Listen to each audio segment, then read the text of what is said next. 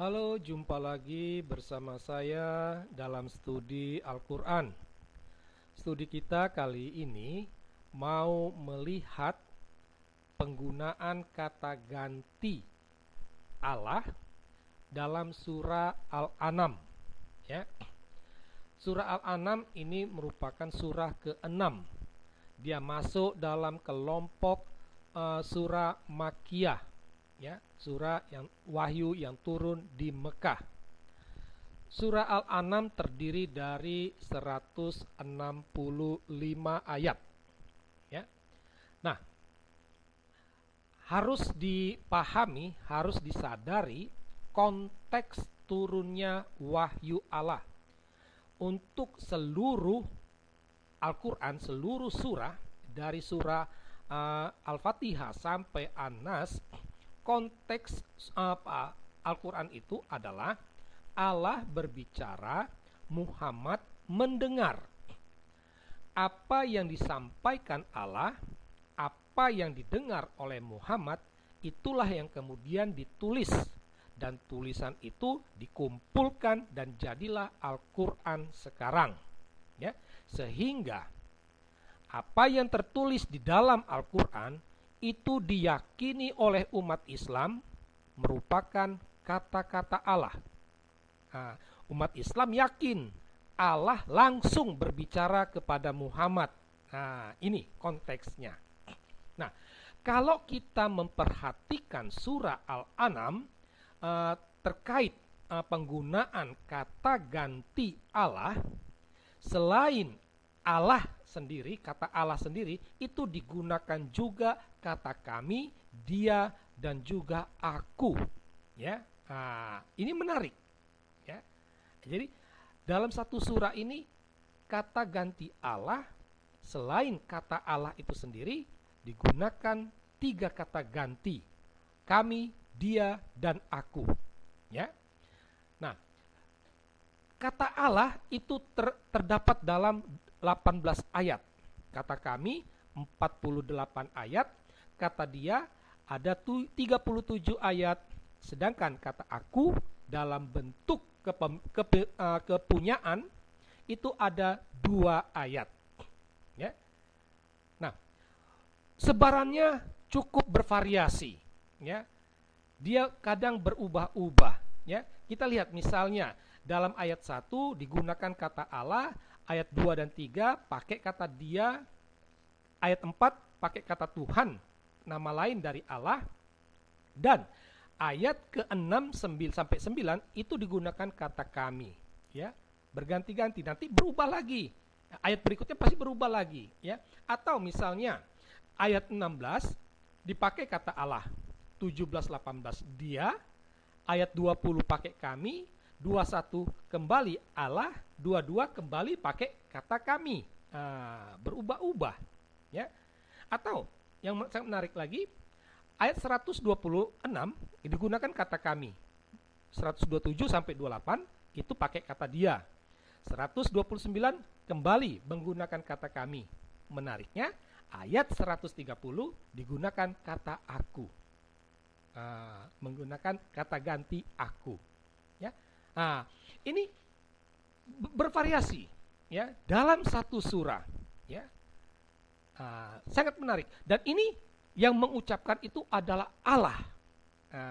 Allah yang dia berbicara. Jadi terkadang Allah menggunakan kata Allah, lain waktu dia menggunakan kata dia, lain waktu dia menggunakan kata kami, lain waktu dia gunakan aku. Suka-suka Allah, ya. Ada hal yang menarik, ya. Ada 2 hal yang menarik kalau dari surah Al-An'am ini terkait dengan penggunaan kata ganti. Yang pertama, ada satu frasa dengan 3 kata ganti, ya, yaitu jalan-jalan Allah, jalan-jalan kami, dan jalan-jalanku, ya. Ini diucapkan oleh Allah, ya. Jadi Allah, dia mengatakan jalan-jalan Allah, jalan-jalan kami, jalan-jalanku. Itu berubah-ubah, ya. Hal yang kedua yang menarik, dalam satu ayat itu terdapat dua kata ganti, ya. Misalnya dalam ayat 152 itu digunakan dalam satu ayat ini digunakan kata kami dan juga dia. Atau dalam ayat 153 digunakan kata aku dan dia. Ya. Kata ganti aku dalam bentuk kepunyaan. Dan yang menarik, ini diucapkan oleh Allah. Bagaimana mungkin Allah yang satu dan sama bisa mengucapkan menggunakan kata ganti yang berbeda-beda? Ya. Nah, dari telaah tadi kita dapat mengambil satu kesimpulan. Ya. Ya. Ada beberapa kesimpulan yang dapat kita ambil. Yang pertama, Allah Islam itu tidak konsisten. Dia suka berubah-ubah. Ya. Dan waktu dia guna ini. Nah. Yang berikut, Allah Islam itu tidak jelas. Ya. Tidak jelas. Dia membingungkan. Ketiga, Allah Islam itu lebih dari satu. Mengapa dikatakan lebih dari satu? Karena kami itu berbeda dengan dia, berbeda dengan aku. Ini tiga entitas yang berbeda. Aku itu merujuk kepada Allah yang berbicara, ya. Sedangkan dia itu Allah lain yang bukan sedang berbicara, ya. Allah lain yang sedang berbicara itu berbeda dengan Allah yang sedang berbicara. Kami adalah Allah yang sedang bicara dan Allah lain yang bukan sedang bicara. Dari sini bisa dikatakan Allah Islam itu lebih dari satu. Ya. Harus dikatakan lebih dari satu. Nah, dan ini ya, fenomena kata ganti yang bervariasi ini dapat dijumpai di hampir seluruh surah-surah Al-Quran. Jadi dalam satu surah itu penggunaan kata gantinya itu bervariasi, bukan hanya satu. Ya. Dari sinilah kita bisa katakan bahwa Al-Quran itu bukanlah wahyu Allah. Tidak mungkin Allah yang maha sempurna, Allah yang jelas menghasilkan sesuatu yang tidak jelas, yang tidak sempurna. Terkait dengan permasalahan ini, tak jarang ulama Islam itu melontarkan rasionalisasi. Mereka mengatakan bahwa Jibril menyampaikan wahyu Allah. Ya. Memang apa yang tertulis itu merupakan wahyu Allah, tetapi disampaikan oleh Jibril. Nah, itu. Pernyataan ini berarti keyakinan bahwa Al-Quran itu langsung dari Allah itu gugur. Ya, gugur. Karena ternyata Allah menggunakan perantara, yaitu Jibril sebagai utusannya. Nah, begitu. Ya. Nah, artinya menjadi pertanyaan kita dalam surah Al-An'am ini, mana yang bagian Jibril, mana yang diucapkan oleh Allah? Mungkin wahyu di mana terdapat kata ganti dia itu artinya Jibril berbicara. Sedangkan dalam ada kata ganti aku itu Allah yang berbicara.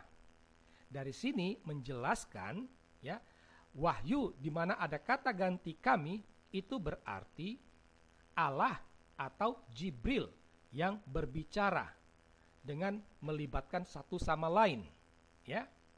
Nah, di sini ya mempunyai konsekuensi ya, dampak bagi iman yang cukup besar. Artinya Allah Jibril itu sama seperti Allah. Secara tidak langsung berarti sudah mempersekutukan Allah. Ya. Nah, seperti itu. Nah, tapi benarkah rasionalisasi yang dilontarkan ini? Ya, secara logika dan juga menurut linguistik, ya tidak bisa dikatakan bahwa itu merupakan Jibril. Ya, wahyu di mana menggunakan kata ganti dia itu secara logika dan linguistik itu kata-kata Jibril bukan kata-kata Allah. Ya, bukan. Kalau seandainya Jibril menyampaikan wahyu Allah, seharusnya Jibril mengatakan Allah berfirman, lalu disampaikanlah wahyu Allah tersebut. Dan untuk kata Allah digunakan kata ganti aku, bukan dia. Ya, bukan dia. Nah, ini kan tapi tidak nampak. Nah, disinilah tampak kekacauan dari Al-Quran, khususnya surah Al-An'am ini. Ya, nah inilah kajian atas kata ganti dalam surah Al-An'am. Semoga mendapatkan pencerahan. Sekian dan terima kasih.